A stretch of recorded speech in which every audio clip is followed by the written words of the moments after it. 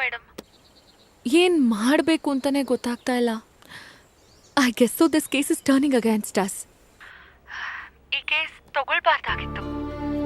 ಈ ಕೇಸ್ ಸೋತ್ರೆ ಶಂಕರಂಗೆ ಊರ್ ಮುಂದೆ ಮರ್ಯಾದೆ ಹೋಗುತ್ತೆ.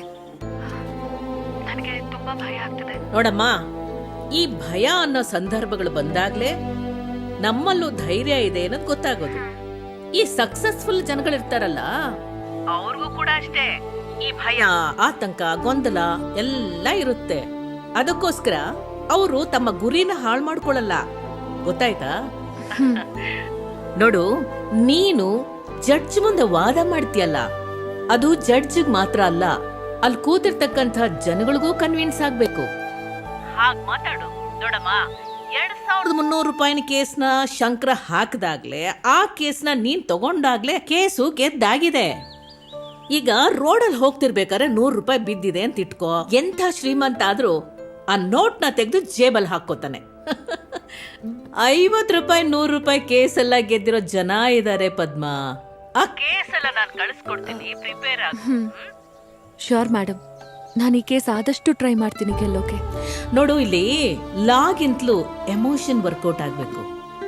ನೀನ್ ಮಾತಾಡೋದಕ್ಕಿಂತಲೂ ಜಾಸ್ತಿ ಶಂಕರ ಮಾತಾಡ್ಬೇಕು. ಓಕೆ? ಸರಿ madam. All the best. Case number 223456/2018 Shankar Narayana ಬಿನ್ ರಾಮಪ್ಪ ಹೆಗಡೆ, ಕೆಳಗಿನ ಕೇರಿ ವರ್ಸಸ್ ಗೋವಿಂದ ಬ್ಯಾಂಕ್. ಎರಡೂ ಪಾರ್ಟಿಗಳಿಂದ ವಾದ ವಿವಾದಗಳಿದ್ದರೆ ಮಂಡಿಸಬಹುದು.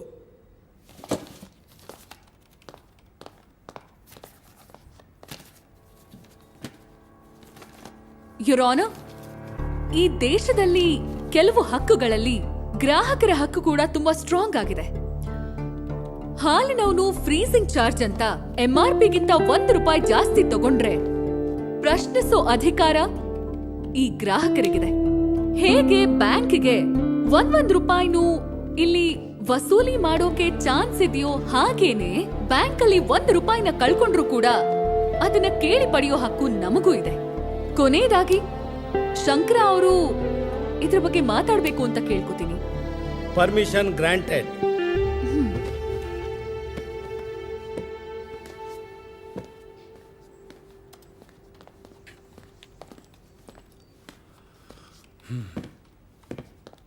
ಮಹಾಪ್ರಭುಗಳೇ, ಈ ವಿಷಯನ ಇಲ್ಲಿ ಹೇಳಬೇಕೋ ಬಿಡಬೇಕು ಅಂತ ಗೊತ್ತಿಲ್ಲ.